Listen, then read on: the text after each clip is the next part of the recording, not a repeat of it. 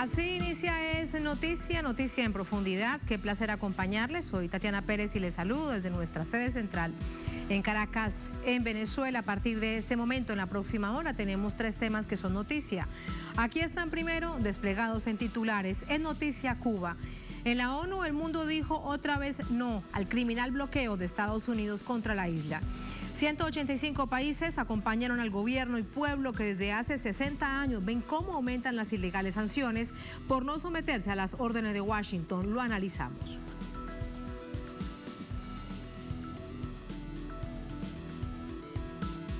En Noticia Bolivia, el gobierno anunció esta noche que este viernes instala la mesa técnica del censo poblacional en Beni, mientras el paro en Santa Cruz cumple 13 días y crece el rechazo de gremios empresariales. En este escenario, una encuesta de CELAC destaca la valoración positiva del gobierno y se desinfla la imagen de Fernando Camacho, promotor del paro y figura del golpe de 2019. Lo analizamos.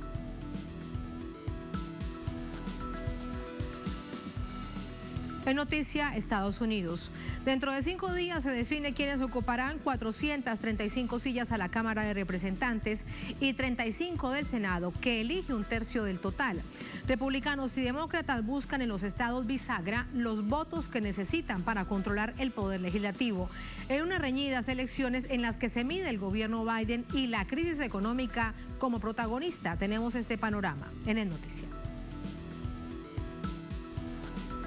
Que así comienza. Bienvenidos, bienvenidas.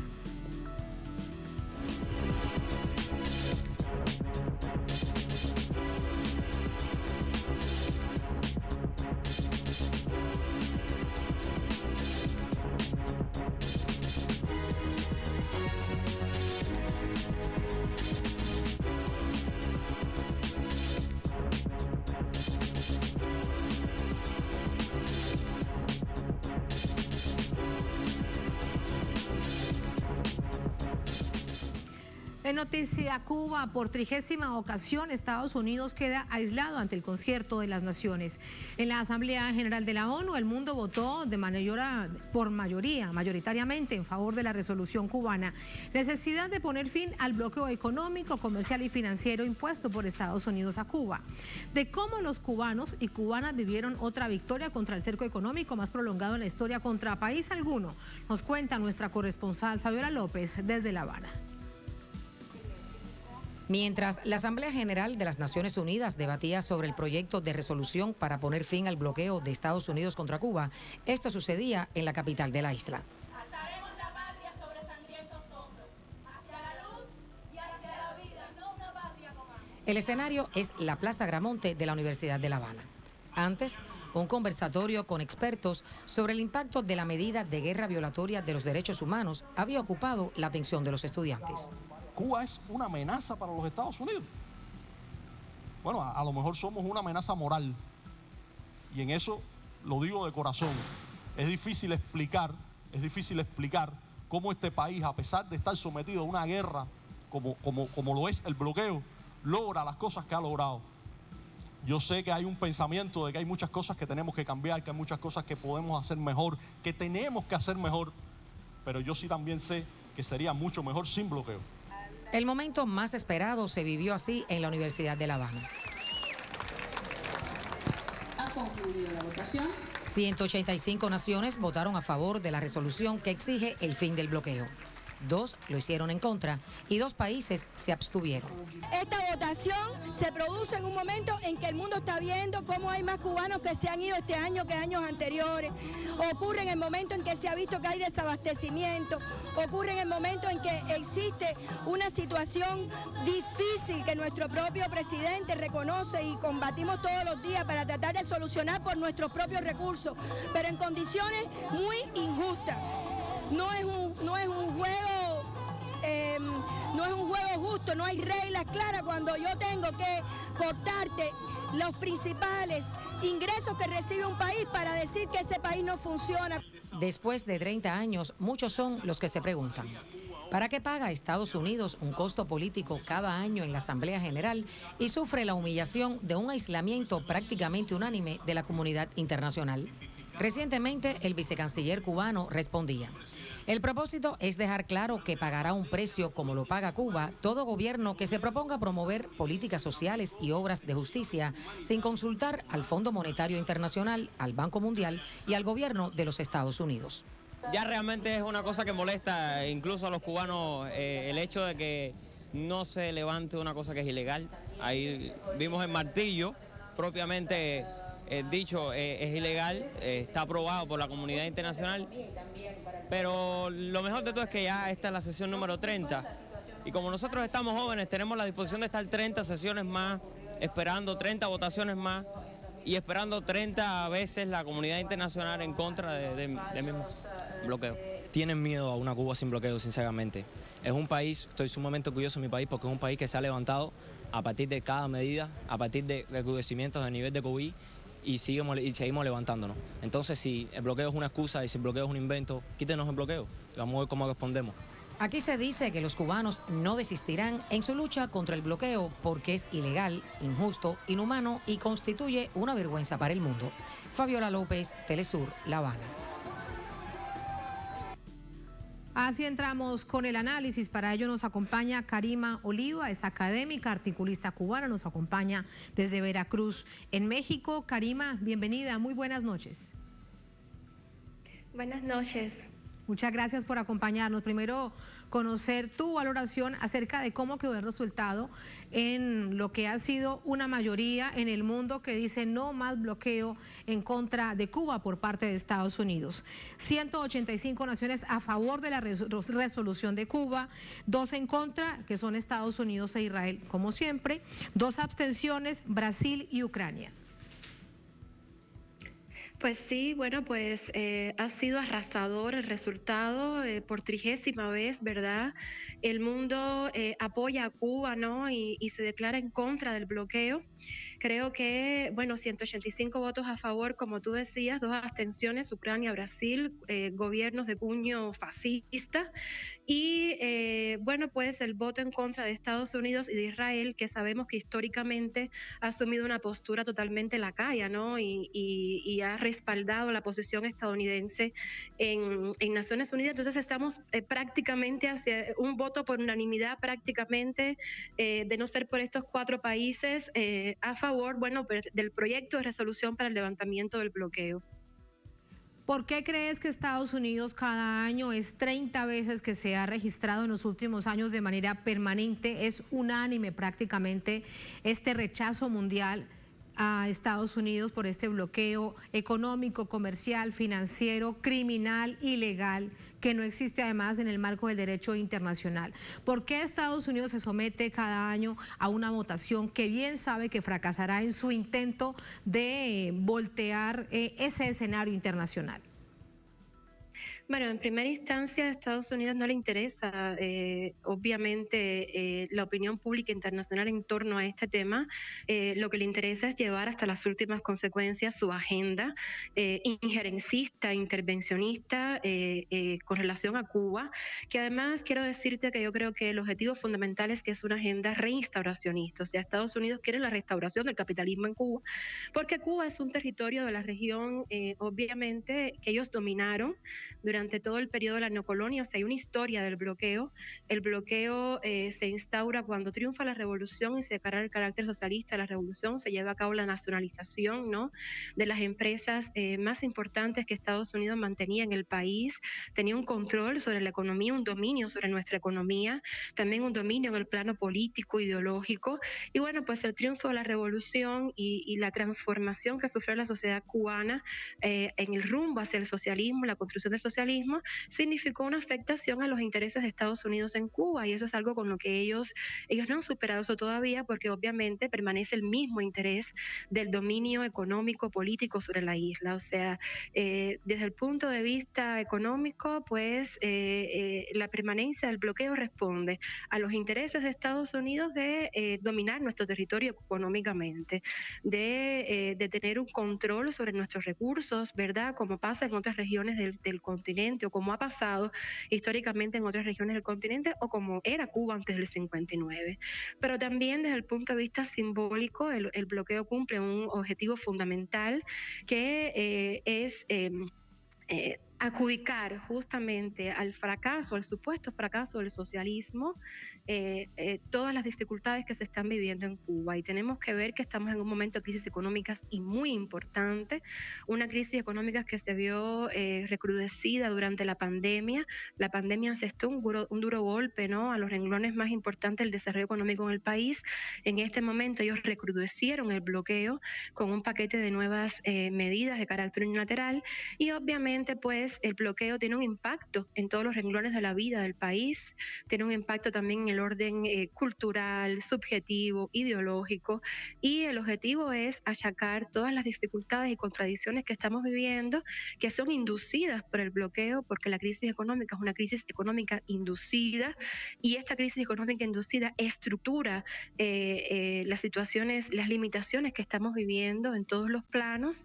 Pues el objetivo es achacar estas dificultades al fracaso del socialismo, o sea, construir el escenario, construir una narrativa sobre un Estado fallido, sobre el fracaso del socialismo, y eso es obviamente lo que tampoco se puede, que nos quieren permitir los Estados Unidos, o sea, mostrar al mundo que el socialismo pudiera ser viable, pudiera ser una alternativa al capitalismo. Karima, y entonces desde esa perspectiva, Estados Unidos, el hegemón, no tiene límite. Hoy, de una manera detallada, pero muy dura, lo destacaba, lo reseñaba en algunos aspectos de la vida social, de la vida cotidiana del pueblo cubano, cuánto se ha sufrido por el bloqueo y cómo incluso durante el gobierno Biden, en estos 14 meses del gobierno de Biden, incluso se ha aumentado producto de nuevas sanciones. Exactamente, no tiene medida, porque fíjate que lo que estás diciendo es muy importante, porque el bloqueo tiene un objetivo económico muy práctico, ¿no?, que es derrotar el sistema, obviamente, hacer inviable económicamente el socialismo, ponerle un obstáculo, ¿no?, para que no pueda ser una alternativa, ¿no?, y restaurar el capitalismo. Ese es el objetivo, ese es uno de los objetivos más importantes del bloqueo. Pero todas las consecuencias del bloqueo en el plano subjetivo, o sea, toda la desesperanza que crea, toda la frustración que crea en el pueblo, todo el cansancio, el agotamiento que crea en el pueblo, ¿no?, tantos años de carencias económicas sostenidas, pues es administrado también por un mecanismo de guerra cultural, comunicacional, mediática muy importante, que utiliza todo este descontento que genera el bloqueo justamente como uno de sus elementos claves, como uno de sus elementos fundamentales. Entonces, el bloqueo también juega un papel importante de cara a la guerra cultural, económica, cultural, comunicacional, mediática. Son dos aspectos que no se pueden desligar, o sea, están condicionándose mutuamente, y entonces, pues sí, no hay límites en ese sentido. Y fíjate si están así que en momentos recientes que hemos estado viviendo en el país, momentos muy duros de desastres naturales o de accidentes, hay que ver cómo la ayuda del gobierno de Estados Unidos es muy endeble, ¿no? El discurso, como hoy en Naciones Unidas, es que estamos a favor del pueblo cubano, que queremos ayudar al pueblo cubano, pero objetivamente la ayuda que han brindado es muy endeble. Bueno, la declaración del representante del gobierno de Estados Unidos es una verdadera contradicción. Eso, al fin de cuentas, habrán algunos que lo entiendan, pero resulta bastante complejo comprender esa contradicción. No, realmente es una hipocresía, o sea, están diciendo que ese es el discurso que manejan. Si tú buscas la página de la Embajada de Estados Unidos en Cuba, por ejemplo, ese es el discurso que manejan. Estamos preocupados por el pueblo cubano, pero al mismo tiempo que sostienen el bloqueo, la ayuda que han brindado, pues yo te decía, en comparación, por ejemplo, con la ayuda brindada por otras naciones hermanas, como el caso de Venezuela, como el caso de México, o en contraste, por ejemplo, con la equivalencia en dólares de las pérdidas que ha significado nada más que en los 14 meses del gobierno de Biden, pues te das cuenta que es un doble discurso, completamente un doble rasero.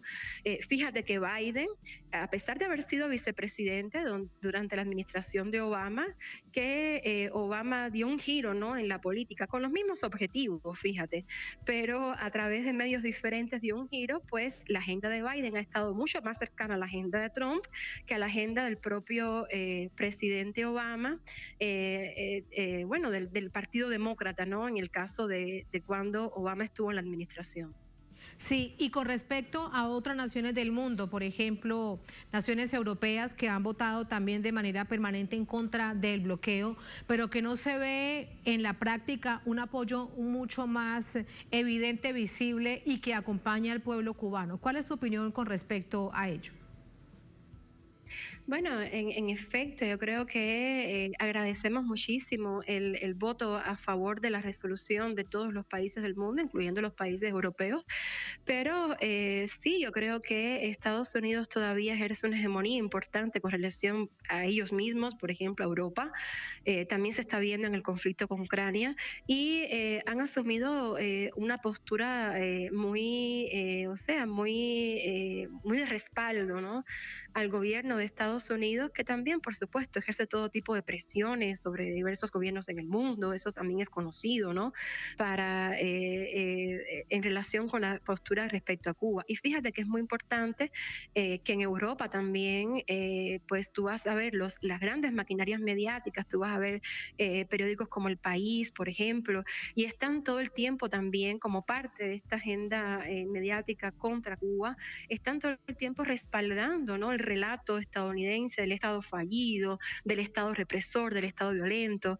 Entonces, pues sí, también hay ahí una incongruencia, ¿no?, porque por un lado están votando a favor de esta resolución y lo agradecemos muchísimo, pero por otro lado también hay una política de apoyo a la agenda intervencionista del gobierno estadounidense con respecto a Cuba.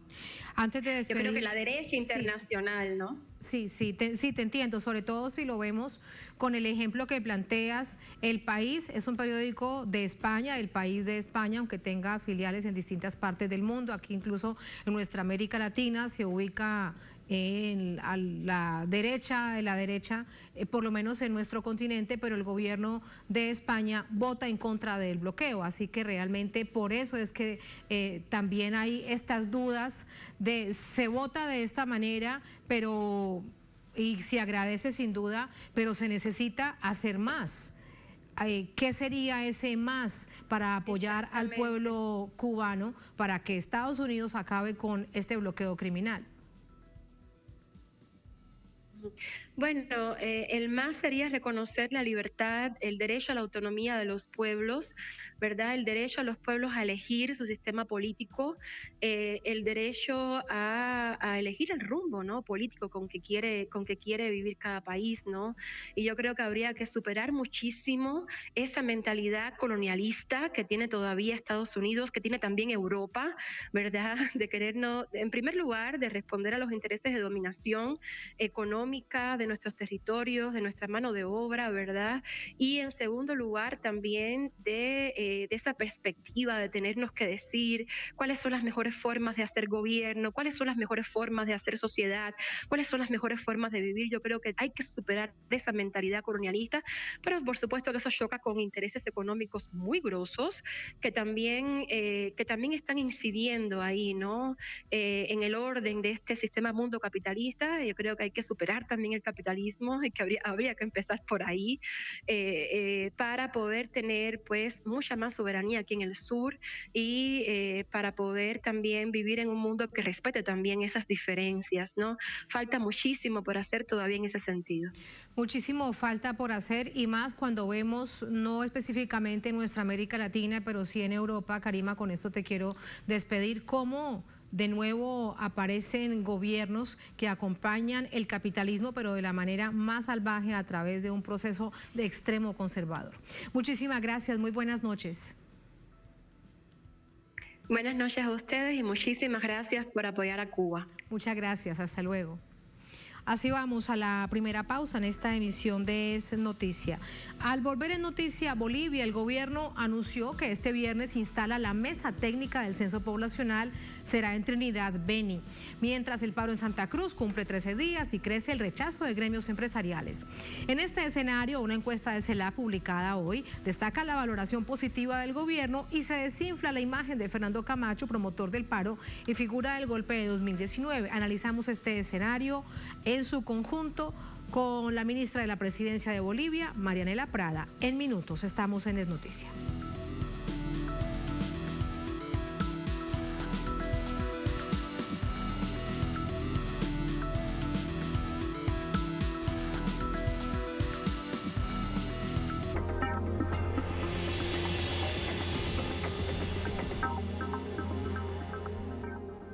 El Gobierno Nacional facilita el diálogo para un censo técnico.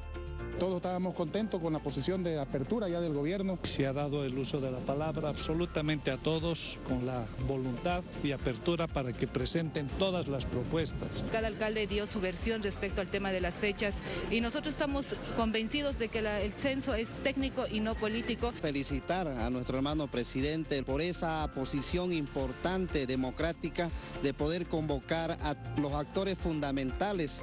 Hubo mucha paciencia por parte del presidente que acompañó toda la reunión y parte también de todos los alcaldes que hemos estado, especialmente de capitales, más los sectores. Lo que se ha buscado es de que cada uno de los municipios dé a conocer sus propuestas, cada uno ha emitido ya su criterio sobre el tema.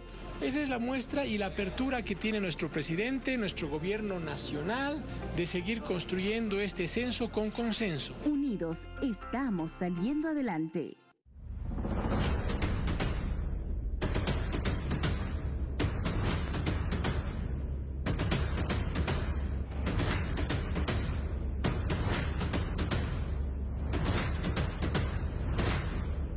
En Conviasa sabemos lo importante que es mover tu negocio. Por eso ofrecemos el servicio Conviasa Cargo. Hoy llevamos tu mercancía a más de 16 destinos internacionales. Con personal calificado y la mejor tarifa del mercado, podrás enviar hasta 90 toneladas. Contáctanos por nuestra página web, correo o el número que aparece en pantalla. Movemos tu negocio siempre a tiempo. Conviasa, nos hacemos cargo.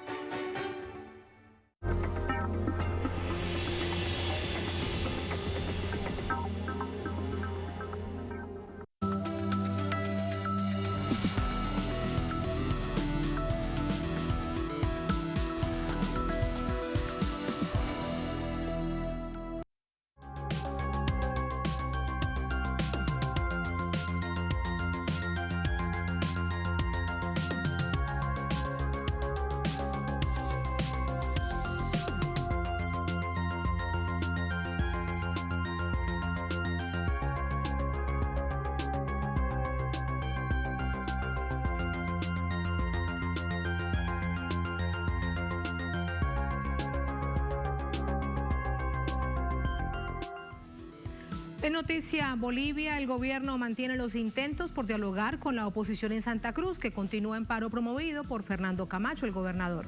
En tanto, una encuesta indica que Luis Arce tiene el panorama a su favor, con una valoración muy positiva de la ciudadanía por su gestión, en tanto la de él como la de su gobierno. Vamos a verlo.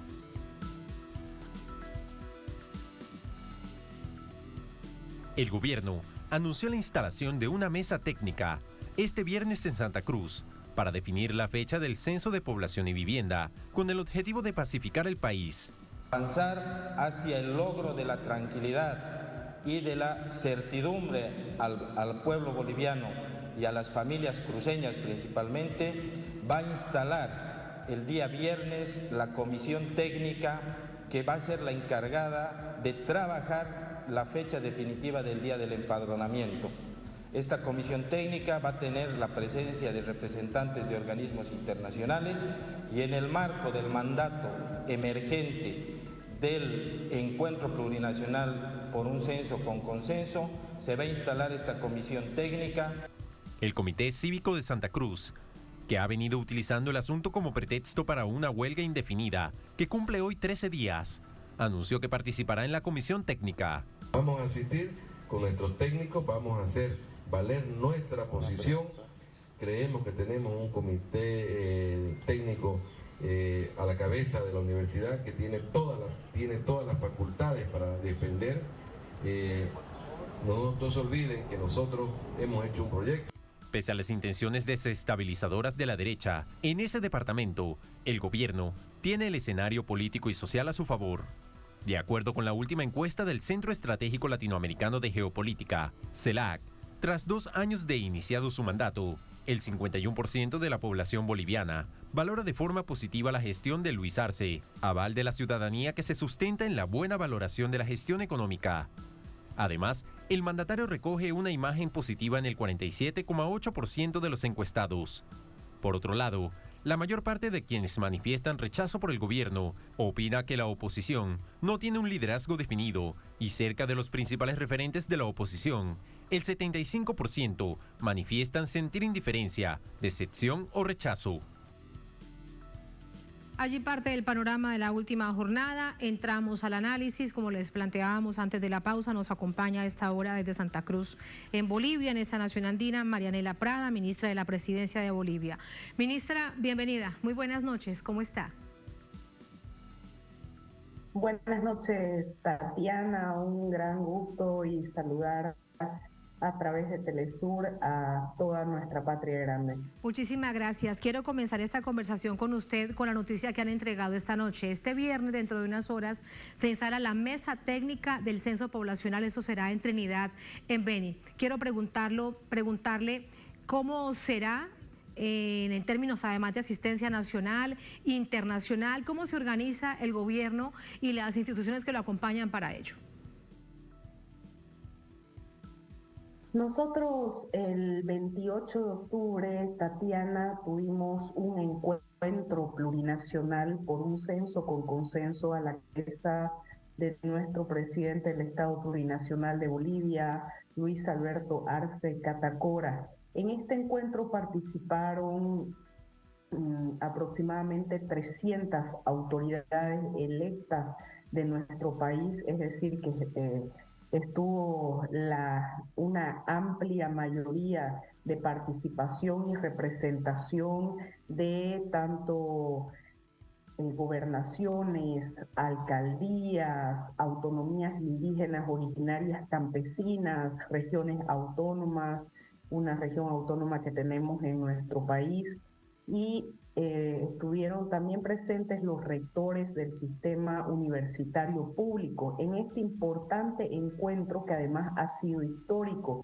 porque ha sido un espacio donde reafirmamos nuestra vocación democrática, una democracia intercultural, una democracia que justamente recoge lo establecido en nuestra Constitución Política del Estado. Y a partir de este encuentro es que arribamos a aproximadamente 5 puntos donde hubo unanimidad entre los asistentes, más allá de las corrientes políticas de las que provengan como autoridades, pensando siempre en nuestro país. El primer acuerdo al que se llegó de manera unánime es que el censo es técnico. El censo es justamente una construcción que debe partir de principios técnicos para garantizar la calidad del mismo y que por supuesto va a servir como elemento para la planificación económica y social de nuestro Estado en todos los niveles de gobierno. El segundo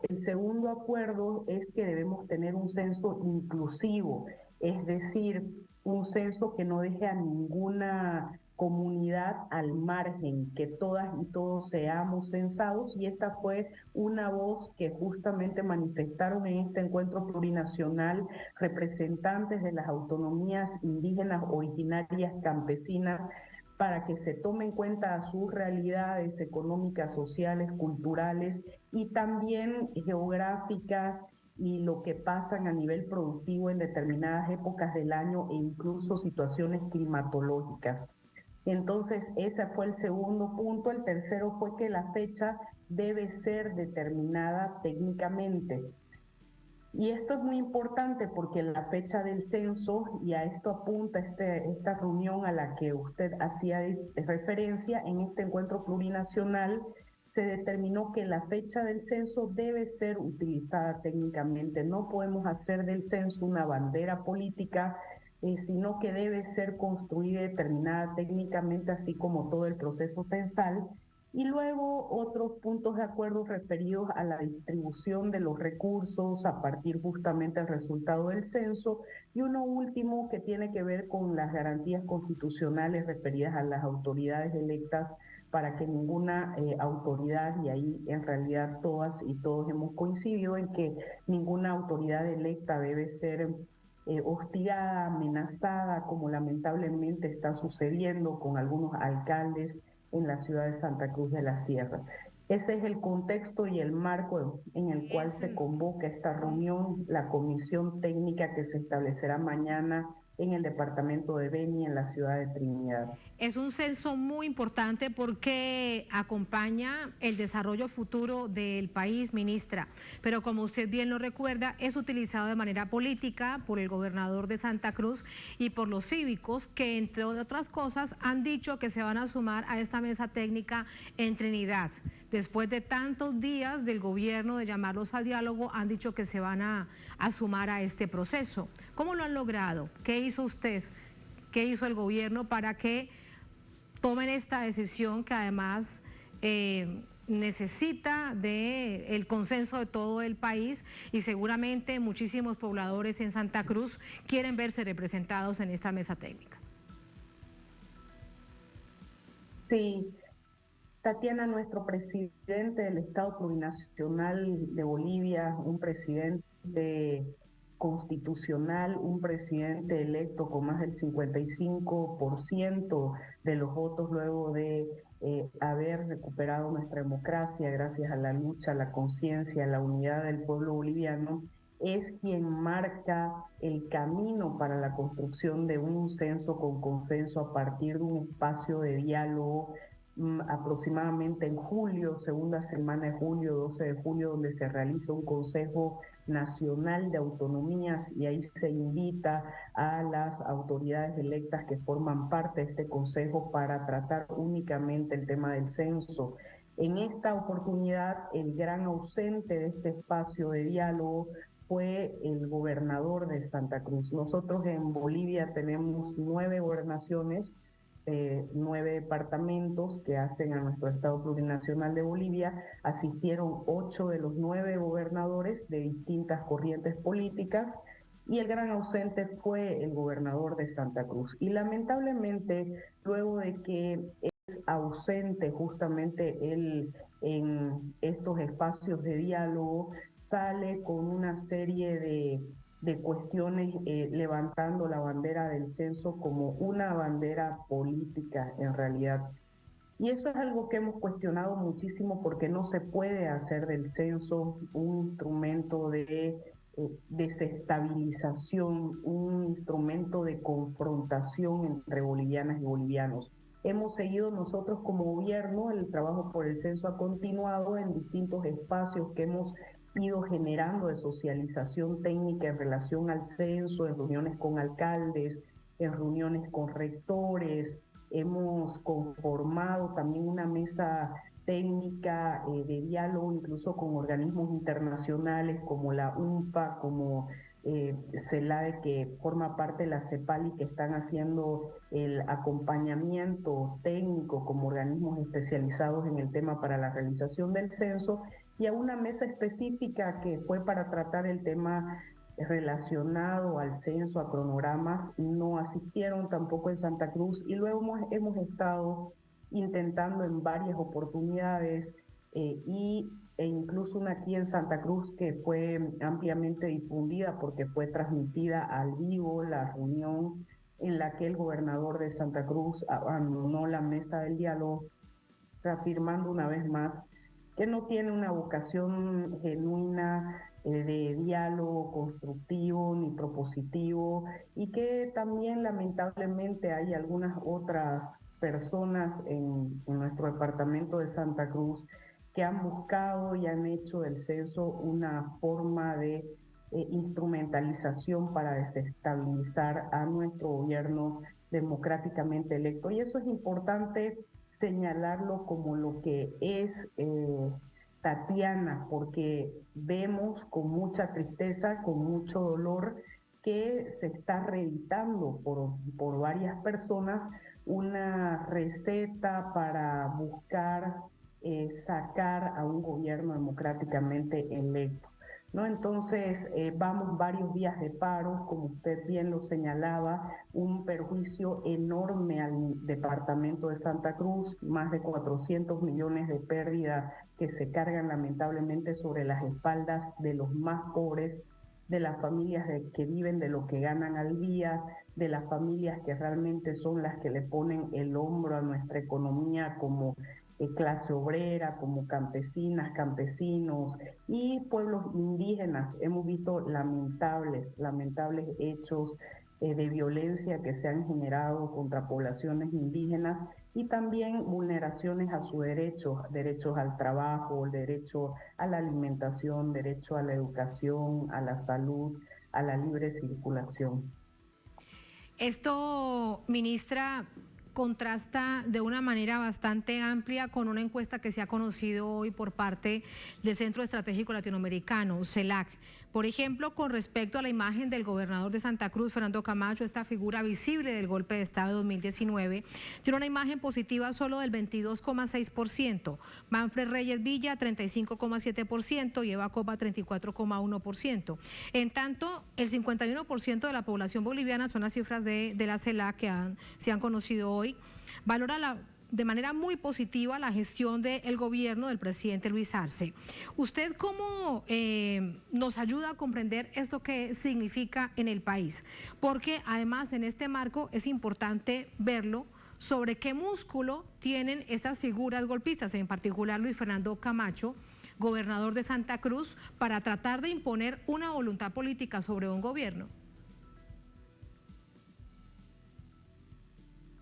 Nosotros, Tatiana, a la cabeza de nuestro presidente constitucional Lucho Arce, estamos cumpliendo un mandato que nos dio el pueblo boliviano en las urnas el 18 de octubre de 2020, de retomar la senda de construcción de nuestro Estado plurinacional de Bolivia, de nuestra revolución democrática y cultural, de retomar la senda de crecimiento económico con justicia social y por lo tanto hemos vuelto a la aplicación del modelo económico social comunitario productivo boliviano, modelo que ha sido desarrollado, implementado por nuestro presidente cuando era ministro de Economía y Finanzas Públicas.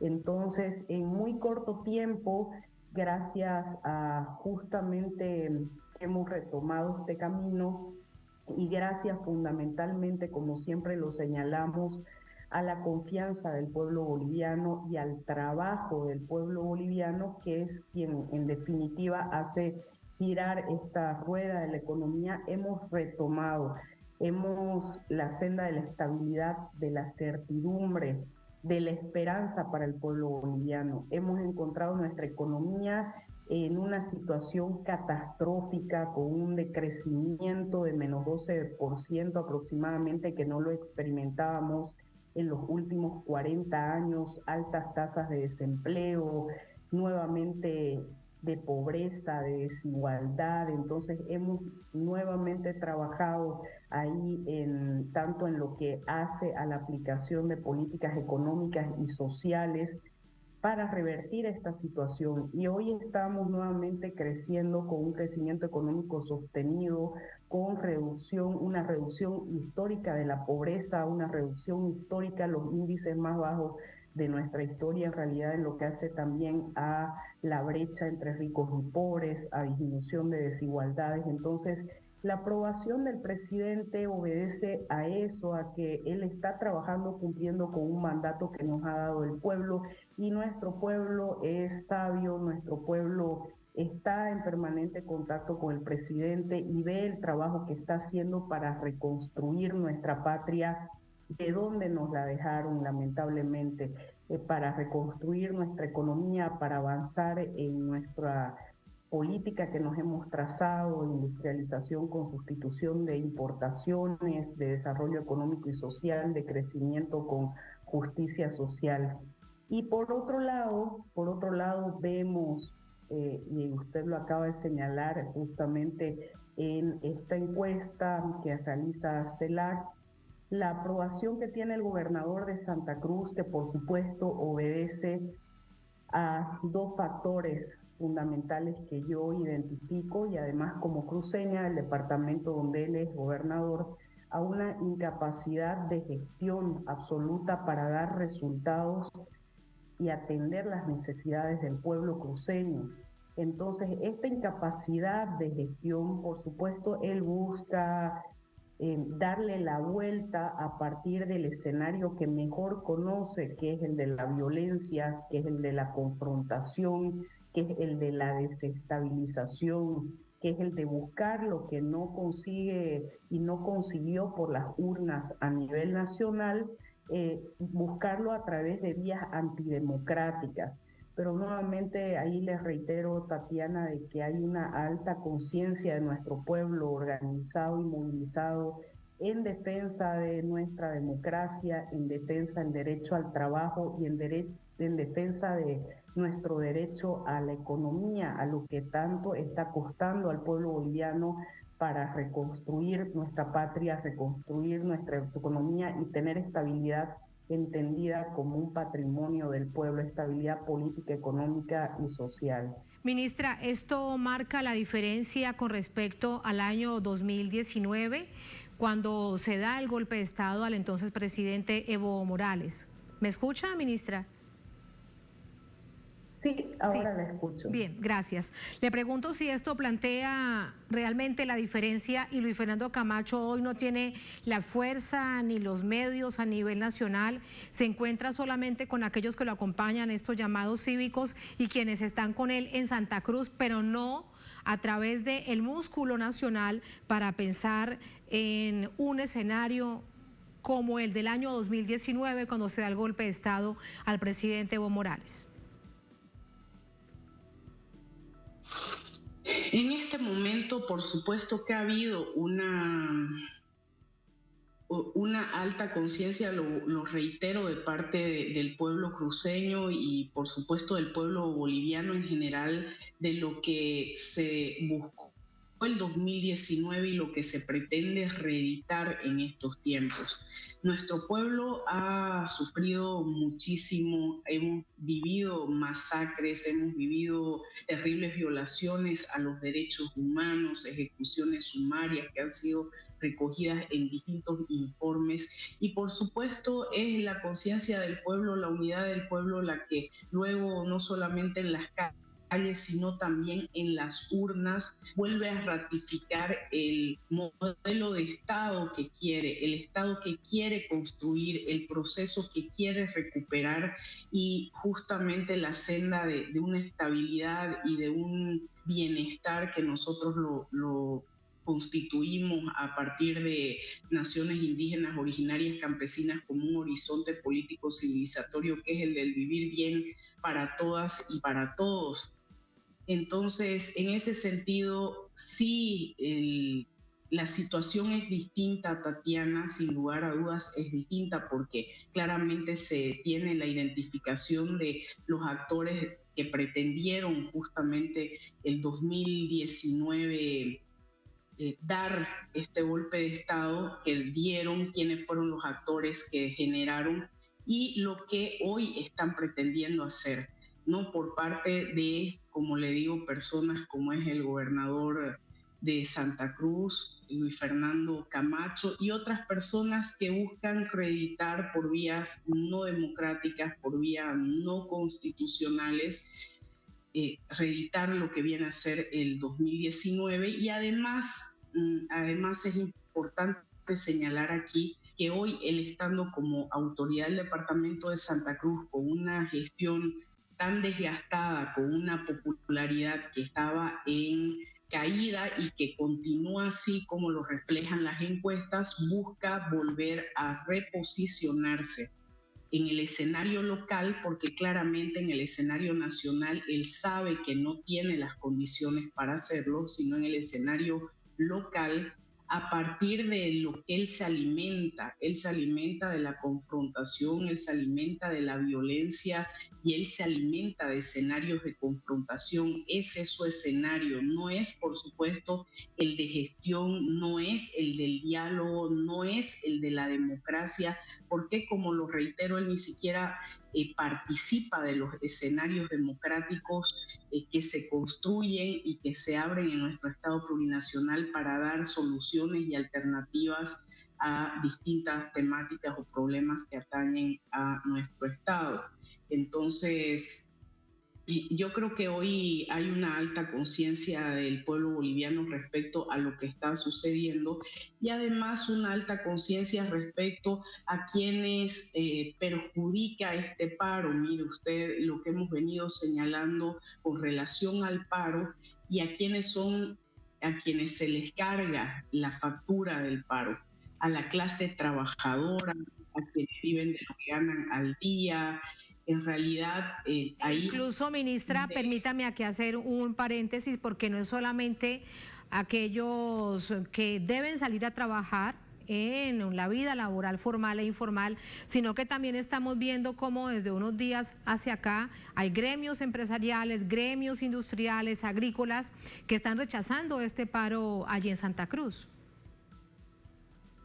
Correcto, el paro fue ampliamente rechazado por todos los sectores, desde los pequeños, medianos, grandes empresarios, pero por supuesto también del movimiento campesino, de las naciones indígenas originarias, por universitarios, por estudiantes, por muchísimos sectores, trabajadores gremiales, transportistas, porque estamos en pleno proceso de reconstrucción económica, haciendo todas y todos un gran esfuerzo para volver a levantar nuestra economía. Entonces se podrá imaginar la enorme irresponsabilidad de autoridades y algunos líderes cívicos que a nombre de toda Santa Cruz, lamentablemente, cuando no es así, yo soy cruceña y nunca me he sentido representada por muchas de esas instancias,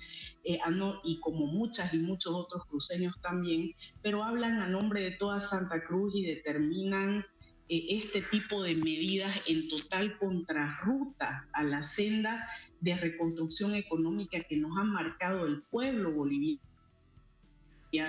¿no? Después de una crisis tan aguda, no solamente política, sino económica y social. Entonces se determina una medida como este paro, que en realidad yo lo he señalado en algunas entrevistas, no es un paro pacífico ni voluntario, es un bloqueo forzoso de vías de circulación en la ciudad, es un bloqueo forzoso hacia personas que no quieren acatar este paro, que quieren trabajar, que quieren generar ingresos, que quieren llevar el pan de cada día a sus familias y que se lo están impidiendo. En este momento, Tatiana, hay familias que debido a este bloqueo forzoso, inhumano y criminal están padeciendo hambre, están padeciendo además enormes preocupaciones y vulneraciones a sus derechos, porque han salido a señalar de que el banco no les esperará cuando les toque pagar el crédito, de que a un niño o una niña no le puede decir estamos en paro y por lo tanto este día no te voy a poder dar leche. Lo que pasa es que estas personas que llaman a este tipo de medidas son personas que tienen su vida resuelta, Tatiana, de que no pasan hambre, posiblemente nunca la hayan pasado, ni ningún otro tipo de necesidades económicas. Y por lo tanto es muy fácil llamar a este tipo de determinaciones o decisiones cuando no se piensa en la economía de la mayoría de las familias, que no es la de clases, por supuesto, adineradas, con sus vidas resueltas, sino cuando que se está buscando ese es uno de los grandes problemas. Cuando se está buscando es la desestabilización, y como usted nos lo cuenta y además se plantea en esta radiografía que intenta extenderse al resto del país, lo que pasa es que esto no ha sucedido. Por último, ministra, quiero volver a la encuesta de CELAC, porque aquí hay una arista que se mantiene vigente tal como lo vimos en 2019. 7 de cada 10 bolivianos tienen una consideración negativa del papel que desempeñan los medios de comunicación en Bolivia, ya que consideran que defienden intereses económicos, políticos, en lugar de informar. Conocer su apreciación de este hecho hoy en día, en esa coyuntura, sin duda.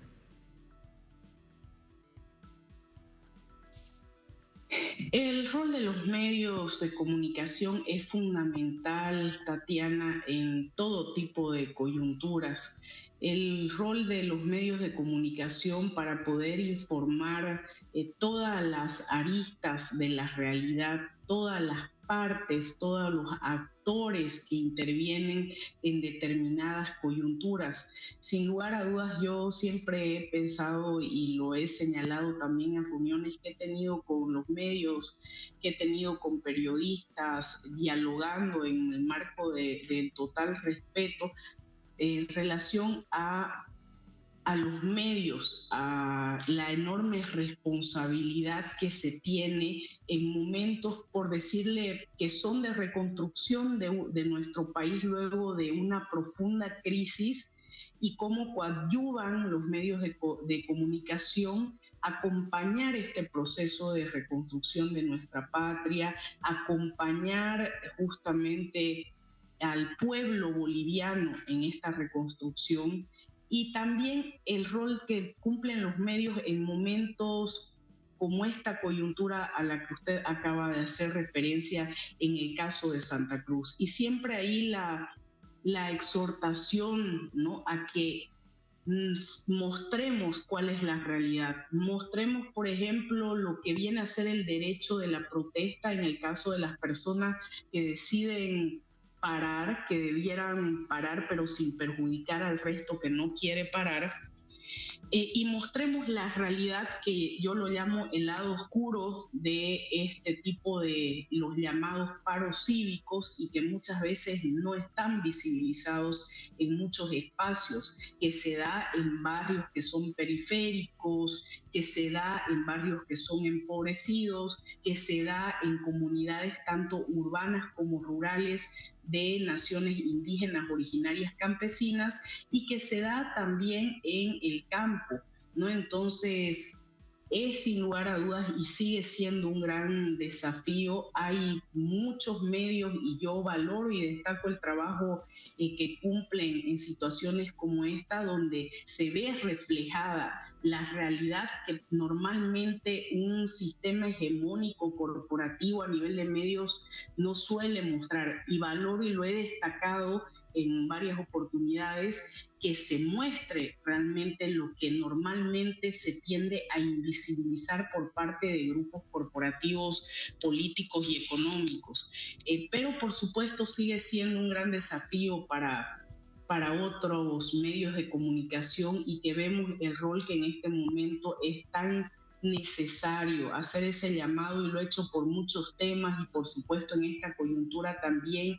Nosotros estamos como gobierno nacional a la cabeza del presidente Luis Arce, de manera conjunta como gobierno, con organizaciones sociales, con nuestro instrumento político por la soberanía de los pueblos, buscando siempre profundizar nuestra democracia, siempre generar espacios de diálogo para construir de manera conjunta la paz social, para seguir avanzando en la consolidación de nuestro Estado plurinacional de Bolivia y de un crecimiento económico con justicia social para todas y todos. Y creo que los medios ahí tienen un importante rol en acompañar y en fortalecer e impulsar estas vocaciones de diálogo y compromiso con la democracia de distintos actores y de distintos lugares de nuestra patria, distintas voces que deben ser escuchadas, recogidas. Un tremendo desafío, porque bien conocemos cómo funciona, sobre todo los medios corporativos. Ministra, muchísimas gracias por esas declaraciones, por estas reflexiones. Muy buenas noches. Gracias, Tatiana, y yo aprovecho también, antes de despedirme, este espacio para agradecer todas las muestras de apoyo, muestras de preocupación, muestras de solidaridad con el pueblo trabajador boliviano, que es quien más está siendo afectado en este momento, y con la alerta internacional que existe por parte de los pueblos que están en continuo movimiento, que están en continua lucha por nuestras democracias, por nuestras causas de liberación, de dignidad, de justicia, de soberanía, y por supuesto que la voz internacional en coyunturas como las que estamos atravesando, donde se pretende reeditar escenarios posiblemente no calcados del 2019, pero se pretende reeditar un libreto muy similar. Entonces la voz internacional, la alerta internacional es fundamental para acompañar nuestro proceso boliviano, nuestra consolidación de la democracia y el camino por el que ha optado el pueblo boliviano en las calles y en las urnas. Muchas gracias, Tatiana, y un gran abrazo de Patria Grande para todas y todos a través de Telesur. Muchísimas gracias, ministra. Muy buenas noches. Gracias. Hasta luego. Así vamos a la última pausa en esta emisión de Es Noticia. Al volver en Noticia a Estados Unidos, dentro de 5 días se define quién será, cómo quedará conformado la Cámara de Representantes y el Senado de la República. Se elige, además, recordemos, 35 asientos del Senado. Republicanos y demócratas buscan en estos llamados estados bisagra votos que necesitan para controlar el poder legislativo en unas reñidas elecciones en las que se mide sin duda el gobierno del presidente Biden. Vamos a verlo. Al volver estamos en Es Noticia.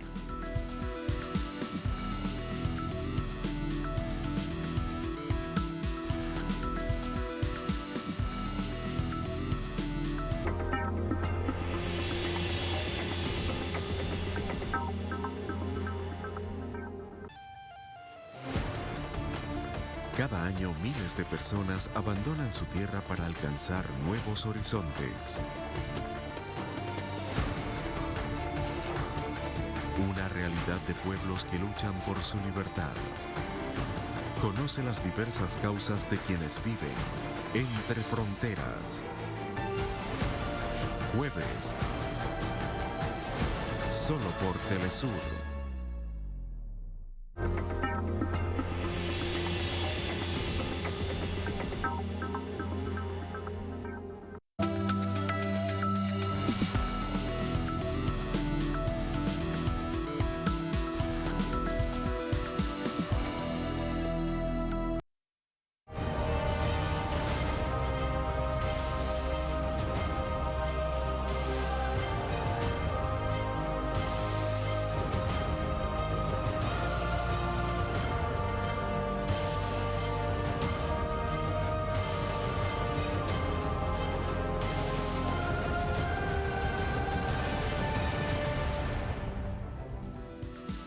En Noticia Estados Unidos, a una semana de las elecciones de medio término en este país, los precios siguen al alza a pesar de medidas implementadas por la Reserva Federal para controlar la inflación más alta en décadas. Desde Washington, nuestra enviada especial Aiza García nos cuenta.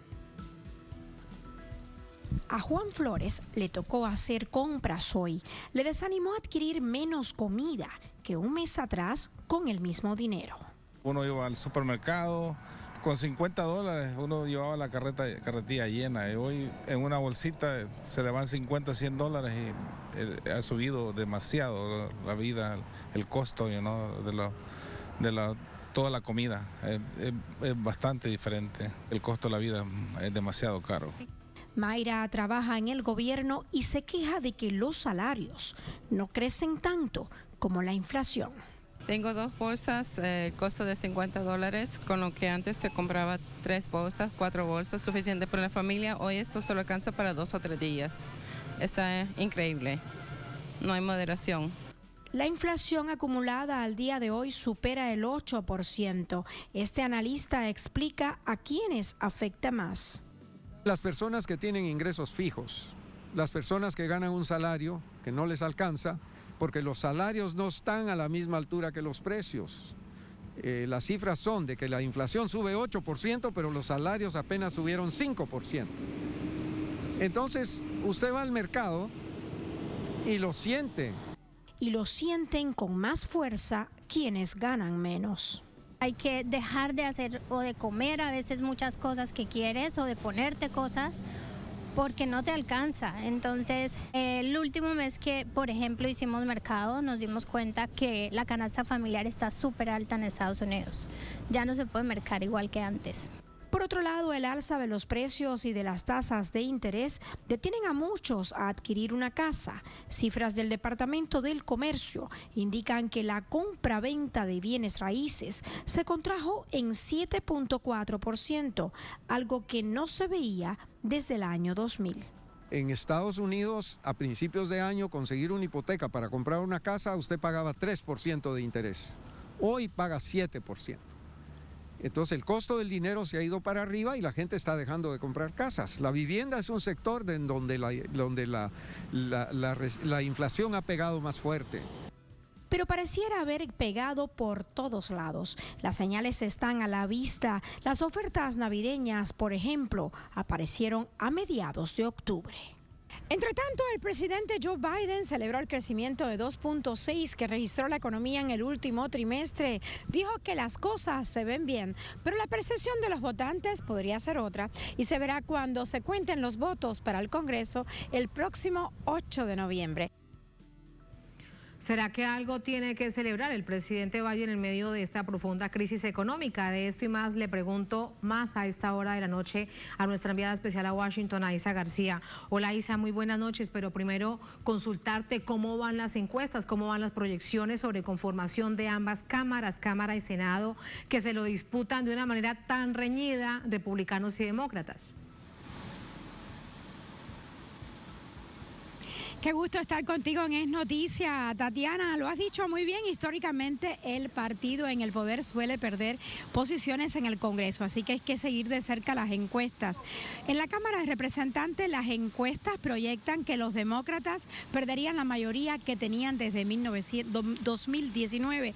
Para lograr la mayoría, los republicanos deberán conservar los escaños que tienen hoy por hoy y además obtener 5 más. Los resultados para el Senado, estos sí son más impredecibles. Fíjate, algunas encuestas dan ligera ventaja a los republicanos y otras proyectan un empate o incluso cierta ventaja para los demócratas.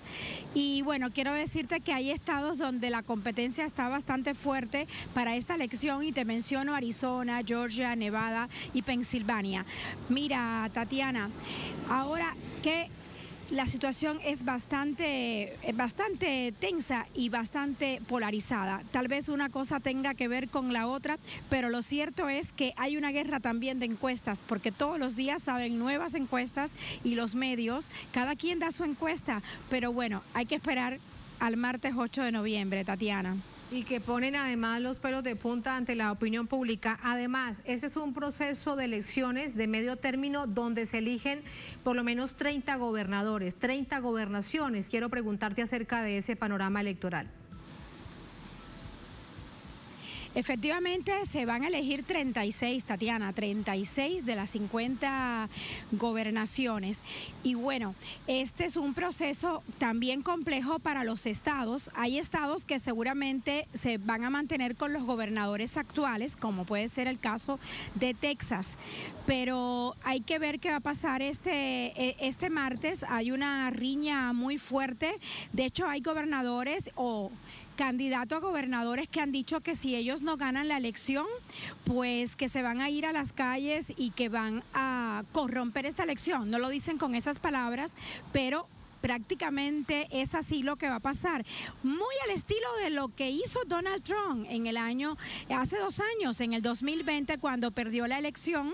Y bueno, que ha dicho que hubo fraude, que la elección no es válida y lleva 2 años repitiendo lo mismo. Ayer escuchábamos al presidente Biden decir que Trump miente una y otra vez, que dice una mentira sobre otro. Él no habló, Biden ayer no mencionó el nombre de Trump, se refirió al presidente derrotado. Imagínate cómo están las cosas es que también para la elección de gobernadores, la riña es tan fuerte, la polarización es tan grande que se está hablando de que hay bastante violencia política, que se está intimidando al voto para las personas que voten por un gobernador u otro, Tatiana. Tremendo escenario, le vamos a tomar el pulso durante toda esta semana y nos ayudas para ello. Aisa, gracias, muy buenas noches, hasta mañana. Hasta mañana, Tatiana. Gracias a ustedes por habernos acompañado, ponemos punto final a esta emisión de Noticia. Hasta mañana, sigan con nosotros.